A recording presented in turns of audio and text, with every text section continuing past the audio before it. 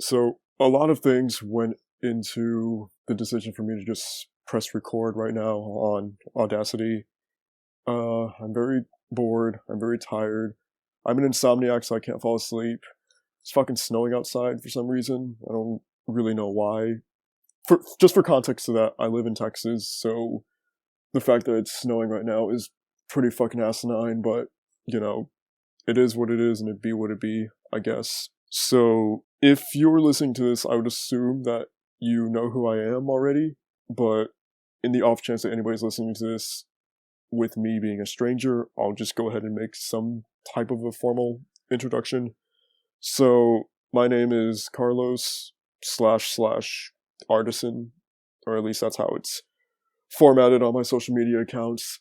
Currently I run, and by run, I use that term very, very loosely. I run a website called Alteriior where I essentially just review music that interests me. And that covers a lot of ground because a lot of music interests me. And I didn't really have plans to ever start a podcast in relation to Alteriior just because there are plenty of other podcasts relating to scene music that I think do a very exquisite job in a way that I don't think I could. But I just wanted to at least try this and treat this as like a pilot episode, if you will, just to see how it goes, what happens, if there's any type of a reception.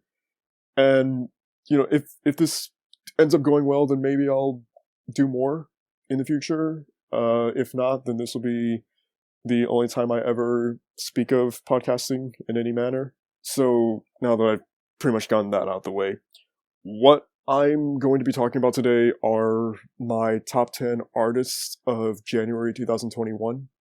So just to kind of explain what I mean by that, these are artists who I personally felt had some kind of an impact on music throughout the month of January. And that's strictly subjective to the music that I listened to, the artists that I listened to and seeked out or came across just on complete accident. I do not at all believe that this list would line up with what anyone else listening to this believes. But again, it's just my own opinion.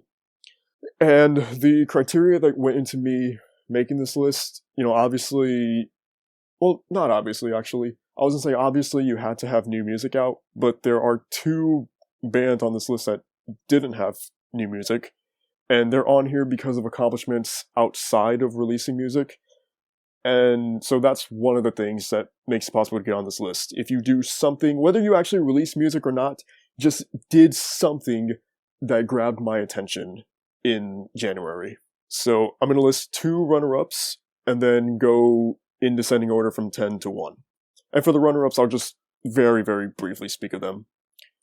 So the first runner-up, number 12, is Silent Speaks, and they're a relatively new band from Las Vegas. They kind of have like a blend of metalcore and hardcore going for them. They put out their debut EP on New Year's called Self-Titled, and I just thought that it showed a ton of promise, and I really want to see more activity from this band throughout the rest of the year. The second runner-up, number 11, is Young Pinch, who released his, I think it's an album. It might be an EP, but I feel like it's an album. Washed Ashore, which adds to the already incredibly talented pool of emo hip-hop musicians in that specific sector of the scene. And his discography is already so fucking deep, and I feel bad for having only discovered him in January. So, on to the actual list. Number 10 is Warm Tongue. Warm Tongue is a deathcore band from Melbourne, Australia. And I didn't remember until January that I had actually heard their debut single back in, I think it was August that it came out. It was called Forlorn Misery, and I was taken aback by how appreciative I was of that song, since, again, it was their debut single, and I think it's so easy for deathcore bands to just miss the mark on their debut, or at least show potential without actually reaching it, whereas with Warm Tongue, I felt like they accomplished so much with that lead single, or not lead single, but just debut single, in a way that I don't usually ever see from deathcore bands. They had their sound down from the beginning, and that was only further proven on their debut EP, Grievous. It dropped sometime middle of January, I want to say. And it only has 3 songs on it, but those 3 songs are so fucking incredibly consistent. And again, especially for the deathcore genre. And it just made me want more from Warm Tongue. I really, really think there's something special with this band. And even though they're so young and early into their tenure, I really, really think there's something there. And to the point where if they put out more music that is in line with the songs on Grievous, this legitimately could be one of, if not my favorite deathcore bands by the end of the year or sometime into 2022 whenever there is new music from them. Number 9 is All Time Low, and All Time Low didn't have new music out in January, but there were 2 accomplishments on their end that I wanted to make mention of, and I felt warranted them being on this list. First was their song Monsters featuring Black Bear made it onto the Billboard Hot 100 chart, peaking at number 88. If anybody doesn't know what the Billboard Hot 100 is, it's the chart that lists the biggest individual songs in America at a given time. And this was All Time Low's first appearance on that chart since 2009 with Damned If I Do Ya, Damned If I Don't, and that peaked at number 67. And I just think for a band to have this kind of success not only more than a decade past their prior appearance on the Hot 100, but for it to come at a time where the scene kind of rarely sees songs get this sort of recognition is just incredibly special to me. And I'm happy that it was Monsters that got this attention because I really enjoy that song, and I still think it was the best song on Wake Up Sunshine, which was All Time Low's album that came out last April. The second thing that happened was All Time Low. Admittedly, I don't really know why certain songs become viral trends on TikTok, but they do. And in January, one of those songs was Dear Maria, Count Me In, which is nowhere near a new song. It came out in fucking 2007. But just that song being given a new life in its 14th year of existence was so remarkable and just out of nowhere. But I'm so appreciative of that. Number 8 is Secrets. And Secrets started January on a rather somber note because back in December, Aaron Meltzer, who was the band's former screamer, passed away. And Secret's first move in 2021 was to release a song called Hold On, which just beautifully pays tribute to Aaron in more ways than one. The artwork for the single is an illustration of Aaron's arm, and it's designed in the same art style as Fragile Figures, which was the band's 2013 album, and the album that I think most people who listen to Secrets would recognize Aaron from. And the music video also has still shot of Aaron at the end of it with red lights blinking on him, and it was really, really well done and probably very cathartic for not only Secrets but their fan base as well. And I just think that this was as perfect of a note that Secrets could have started the year on. Number 7 is You Me at 6, and You Me at 6 started the year by releasing Adrenaline as the final single for what became their 7th album called Sucker Punch. And that album would be released on January 15th. And I, as of right now, have yet to post the review for Sucker Punch to the Alteriior website. But I'll just go ahead and say now that I think it's the perfect example of an album that is just okay. It's fine. It doesn't really do anything one way or the other for me. I don't strongly dislike it, nor do I particularly love it. It kind of just exists. And again, that's fine. It's okay for an album to not be impactful. And I it's weird, because I don't want to shit talk You Me at 6, because I do really like them, and I did, to an extent, enjoy Sucker Punch. I do think the band achieved much of what they were trying to. It just has so many moments on them, that album, that were forgettable. But in that same vein, there were some moments that really stood out, most notably a song called Voice Notes, which is still one of my most played songs of the year up to this point. And I think that is a major song that really should get its own spotlight as a single sometime this year. Number 6 is Holding Absence. Holding Absence released Afterlife, which is the second single from their upcoming album, The Greatest Mistake of My Life, which that album is, I believe April 16th is the date for that record. And Afterlife is just, in every sense of the word, a perfect song. And it's a perfect song that continues a streak of perfect songs from Holding Absence. You know, if I go back to March of last year when they released Gravity, and then after that was Birdcage, and then a couple months later was Beyond Belief, which is the first single for this new album. Just, it's insane to me, the kind of run that this band is on right now. They legitimately know nothing but how to release perfect song after perfect song. And even if I do like Beyond Belief just a little bit more than Afterlife, Afterlife is still a fucking amazing song that I really think everyone, whether you've heard of Holding Absence before or not, I really, really think you should go out of your way to hear Afterlife. Number 5 is Landon Tours. And Landon Tours, for anybody who doesn't know, is the vocalist for The Plot in You. But in January, he had a lot of success with his solo career. He released Kill Me featuring Rory Rodriguez from Dayseeker as the second single for his EP called Frontal Lobe Submission. And that EP came out on January 29th. And one of the highlights of that EP is the fact that it has a song on there called F Pacing, and it features Gabby Hanna, who some people listening to this might know as The Gabby Show. And she actually has 3.1 million followers on Instagram. And when this EP released, she posted some clips of that song she's featured on, the audio for it, to her Instagram story and tagged Landon Tours in them. What that did was it exposed Landon to an audience that I'm assuming the overwhelming majority have probably never heard of him or The Plot in You. And again, that is 3.1 million followers on Instagram. Like, that shit means something. Especially for a band that is... The Plot in You is big in the scene, but in the overall scope of the music landscape, they're still just working their way up. So that kind of exposure is fucking great. And that shout out alone was major for Landon. And again, like, not many musicians will ever receive that kind of notoriety.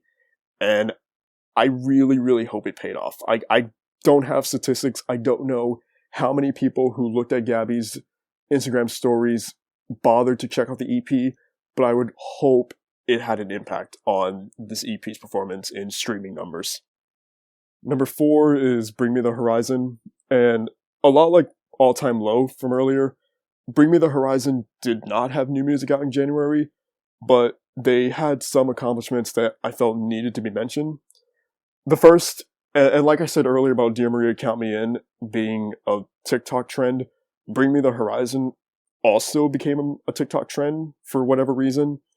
And it was specifically for the song Can You Feel My Heart, which is from their 2013 album Sempiternal. And what that did was that actually resulted in that song receiving several million streams on Spotify over a very quick period.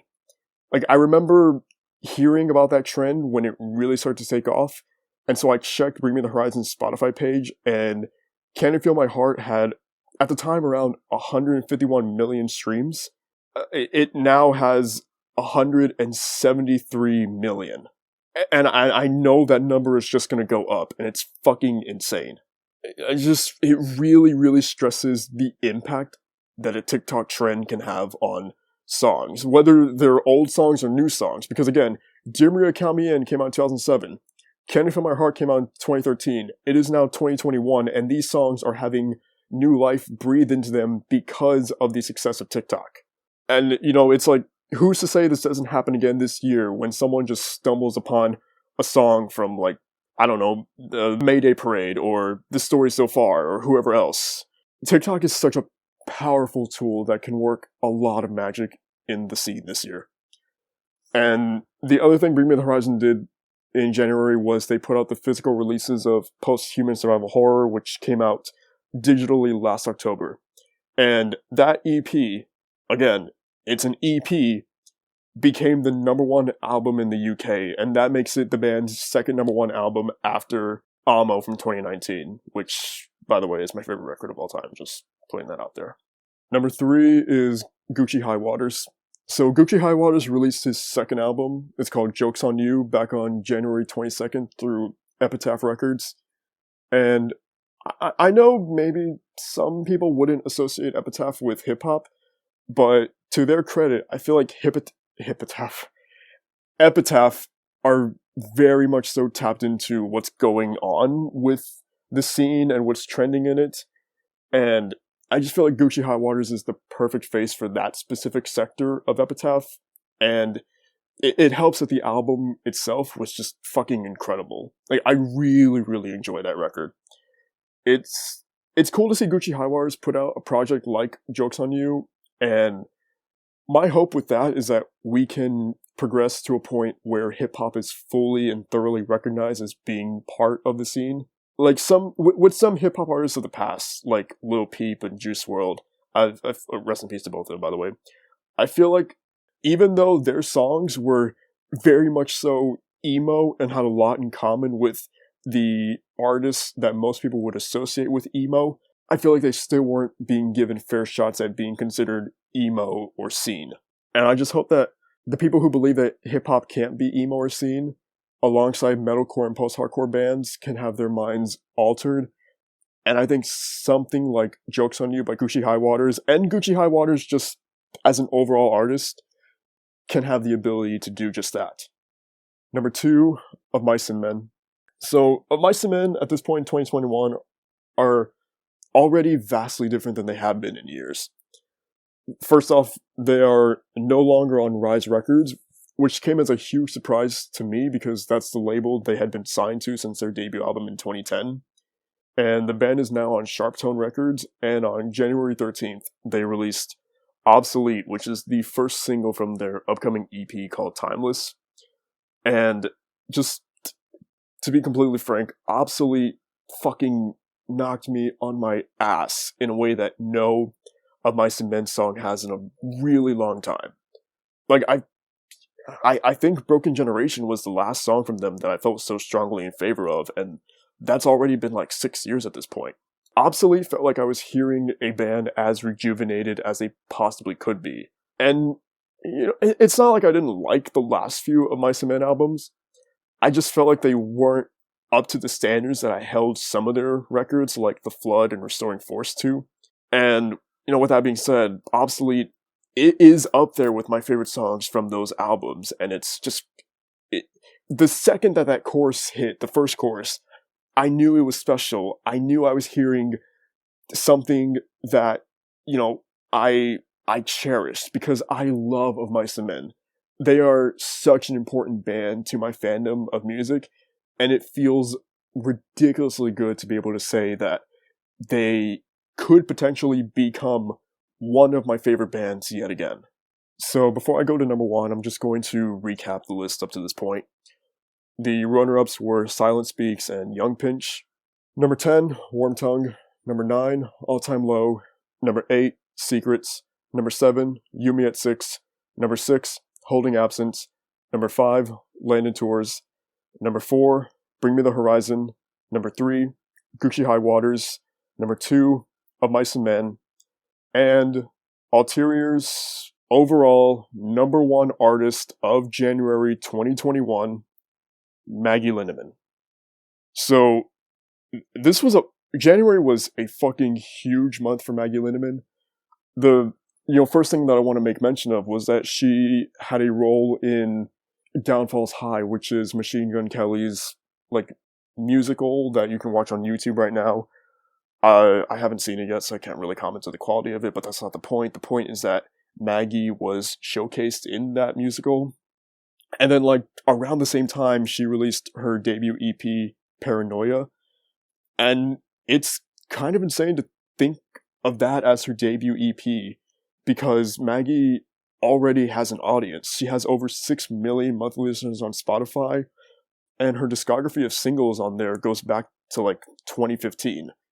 So she now just put out an EP And holy fucking shit, what a fucking EP it is. This is genuinely some of my... This is a fucking amazing EP. I'm like getting flustered now trying to find the words to describe how strongly and passionately I feel about Paranoia. Like, if this came out in 2020, it would have probably been my second or third favorite EP of the entire year. It is just, in every sense of the word, perfect. And again, it's her debut EP, so it was like, there would have been room to forgive her if some of the songs dipped in quality, but nothing about this EP whatsoever dips. Like, you open with Knife Under My Pillow, which is just a fucking incredible, song that's like kind of like grounded in pop punk, and then you go into Gaslight that it is like, has like a trap influence, and then the screams from Sick Brain on that are amazing. Into Scissorhands, into Crash and Burn, and later on in the EP is Different, which is maybe my favorite song that I've heard all year so far. And she has like some live performances on her YouTube channel, and specifically the performance for Crash and Burn. You're watching somebody who you would not at all believe just put out a debut EP. Like, the way she carries herself in that live performance, you think she's already like fucking album after album after album after top chart after top chart after top chart, but no, she's really sort of just getting started, and she was on the cover of Alternative Press. Like, a lot happened with Maggie Lindemann in January, and I feel so fucking lucky that I was able to grasp some of that content, because this is fucking quality. And I have no problem saying that this EP is the standard that I will hold all EPs and albums and like large form releases in for the rest of the year. And that essentially concludes this. That was my attempt at a podcast. It's kind of short. I'm not even at 25 minutes yet. But yeah, those are my top 10 artists of January 2021. Maybe if this succeeds, I'll do one for February, and then March and April and so on. So I'm recording this part in post-production because I realized that I didn't have an actual outro, and I probably should. If you listen to that whole thing, then seriously, thank you so much. I don't really know what's gonna happen with Alteriior. I don't know if it's something that's gonna succeed, if it's just gonna flounder, or I'm just gonna give up and abandon it, or I'll be motivated and constantly update it. All I know is that I'm super, super passionate about music, and I would really, really enjoy having a platform where not only can I express my passion for it, but I can also potentially introduce people to new bands and artists who they wouldn't have known about otherwise. And hopefully that's what this podcast just did. Maybe somebody listened to this, had never heard of these bands or some of these bands before, and they feel inclined to check them out, and maybe they like something from them. That's kind of the whole purpose of this. And yeah, I'm really at a loss for words. I don't have a train of thought going whatsoever now. Again, if you listen to this, thank you. Maybe there will be more. Maybe there won't. We'll see what happens with all that. But yeah, thank you for your time. Take care, stay safe, and keep listening to music.